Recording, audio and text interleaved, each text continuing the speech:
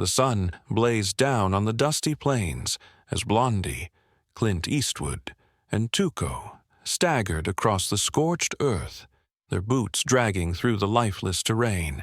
Each step brought them closer to Sad Hill Cemetery, the mythical graveyard where $200,000 in Confederate gold was supposedly buried. The promise of unimaginable wealth fueled Tuco's frantic energy, while Blondie has always remained unreadable behind his squinted eyes and clenched cigar. Dear listeners, before we move forward, please subscribe my channel to hit 1,000 figure. As they climbed the final rise, the circular stone formation of Sad Hill came into view, stretching out like a forgotten arena of death. Hundreds, no, thousands of graves lay in perfect concentric rings, the still air thick with the weight of every soul buried beneath. The silence was deafening. Tuco's heart raced. Somewhere in this labyrinth of the dead was Arch Stanton's grave, the false lead, the final clue. Only Blondie knew the true name on the real grave. Tuco had the location. Blondie had the name. The final showdown was near. Tuco couldn't contain himself. He darted toward the graves, weaving and running like a man possessed. Blondie stayed behind, still and quiet, watching, observing, calculating. His hand hovered close to his holster, the weight of the moment pressing down like thunder before a storm. And above all, Ennio Morricone's legendary score began to rise, haunting, hypnotic, unforgettable. Tuco stumbled through the graves like a desperate animal, sweaty, wild-eyed, muttering names as he passed each headstone. Ramirez, Wilson, Arch Stanton. Where the hell are you? His boots kicked up clouds of dry dirt, his heart pounding like a war drum. The wind blew hot and dry, whispering secrets from the dead. Far behind him, Blondie stood still at the cemetery's edge, arms crossed, watching. He didn't move. He didn't have to. He knew exactly where the gold was, and more importantly, he knew Tuco didn't. And in this moment, control was everything. Finally, Tuco screamed, "Arch Stanton!" He dove to the ground beside a weathered cross. His hands, shaking with adrenaline, tore at the dirt. He clawed like a man digging into time itself, flinging up fistfuls of dust and stone, breaking his fingernails, not caring, not thinking, only digging. The shovel was forgotten in his frenzy. His greed was faster than his hands could keep up. Blondie lit a cigar, the smoke curling lazily as if the world wasn't about to change forever. The sound of Tuco's manic digging echoed across the vast graveyard. Overhead, vultures circled, not for the dead, but for those who soon might be. The ground grew darker, the air heavier. Tuco's breath became ragged, and then, thunk, metal. Tuco gasped and dug faster, revealing the corner of a wooden coffin. His eyes glowed like fire. "I found it," he howled. "I found it, Blondie." Blondie approached slowly, calmly, like a man walking toward a familiar truth. He stopped a few feet away and looked down. Tuco was already pulling at the coffin lid, sweat soaking through his shirt. But when the lid creaked open, Tuco's face dropped. Inside was a skeleton. Nothing else. No gold, just dust and bones. Tuco blinked, confused. What is this? Where's the gold?" Blondie leaned in, the smirk barely forming at the corner of his mouth. "It's not in that grave." Tuco stared at him, breathless, betrayed. "You son of a—" But Blondie held up a small stone, freshly carved with a name. He placed it on a nearby unmarked grave. The golds in the grave marked "Unknown." And suddenly, Tuco understood it wasn't over. It was just beginning. Because now, a third voice broke the tension, smooth, cold, and full of deadly promise. The graveyard fell into an eerie silence. the kind that seemed to stretch across time. The wind slowed. Even the birds seemed to stop mid-flight.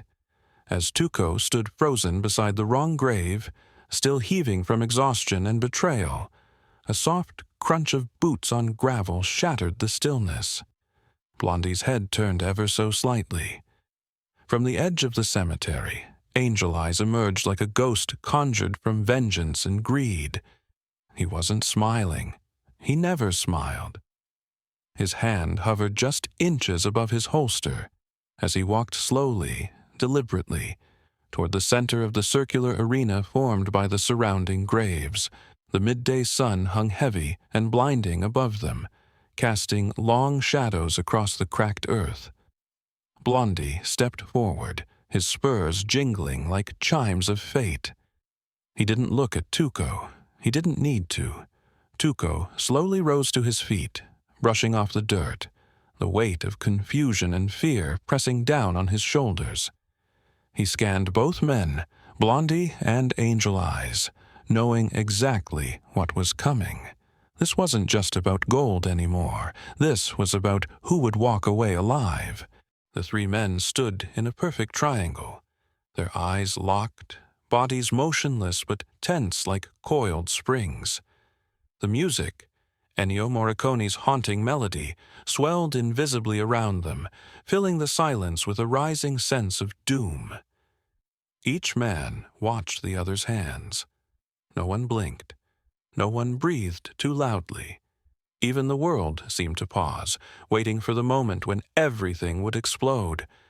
Blondie, as calm as ever, stared down Angel Eyes with a quiet certainty. He wasn't just another outlaw. He was a force of nature. Tuco, sweating bullets, swallowed hard. His fingers hovered over his holster but trembled slightly. He was a killer, sure. But panic always had a way of creeping in at the last moment. Angel Eyes squinted, calculating.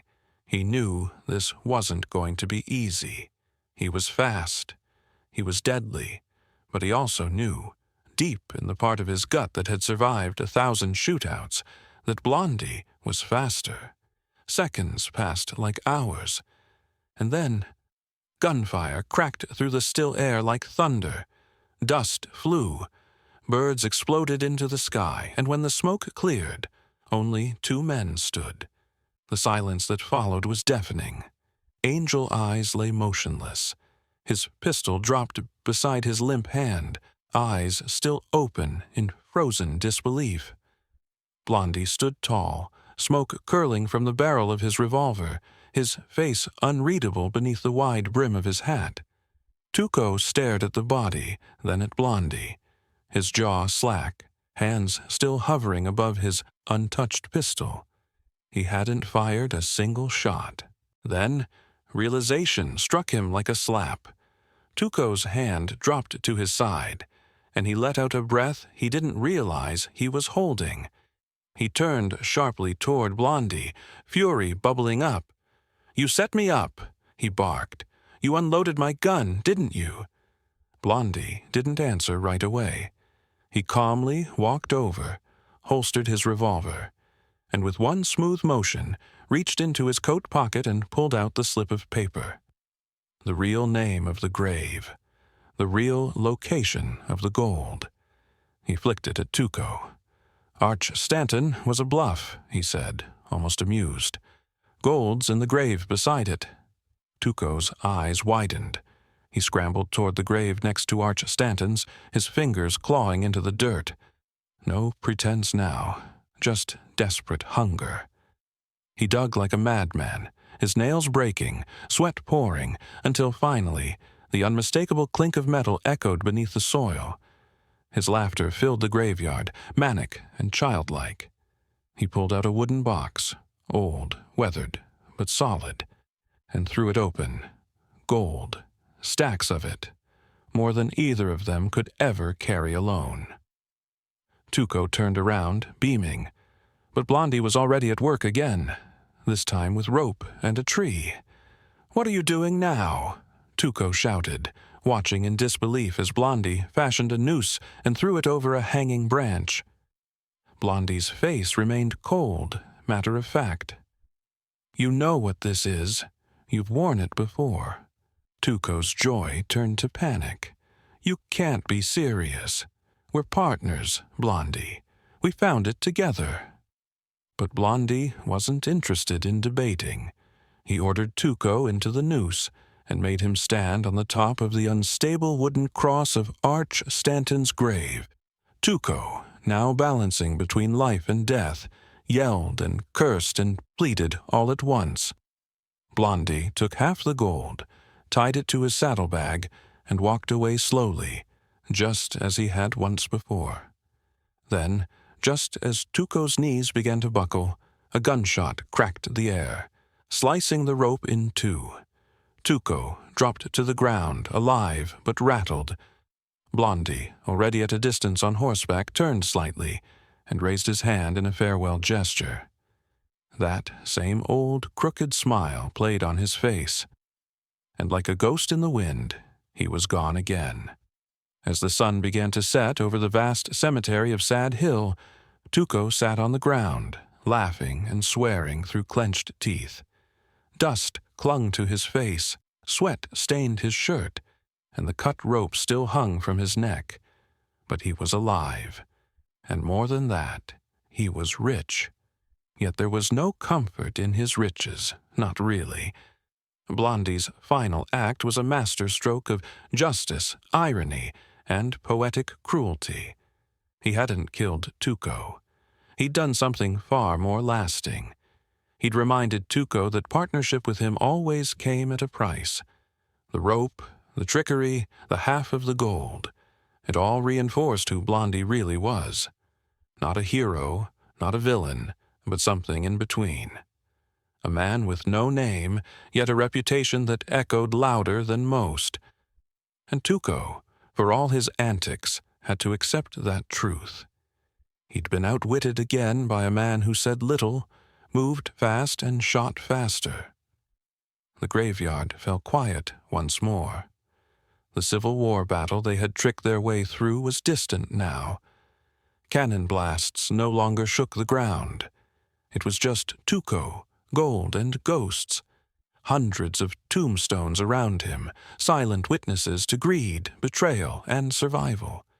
This wasn't just a story of three men hunting treasure. It was a story of morality stripped bare. Blondie was the good, not because he was kind, but because he had a code. Tuco was the ugly, not because of his face, but because he was chaotic, self-serving, and raw. Angel Eyes was the bad, a man who killed for money and took pleasure in cruelty. In the end, this legendary scene wasn't about gold.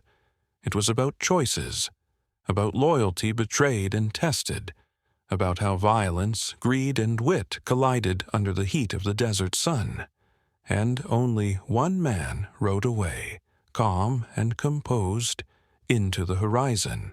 Ennio Morricone's iconic score, The Ecstasy of Gold, still swells in viewers' minds when they remember this finale. It wasn't just a climax. It was a cinematic symphony of tension, movement, music, and myth-making. And that's why The Graveyard Treasure Hunt remains unforgettable. Because Clint Eastwood didn't just play Blondie. He was Blondie, a symbol of silent power, moral ambiguity, and enduring coolness.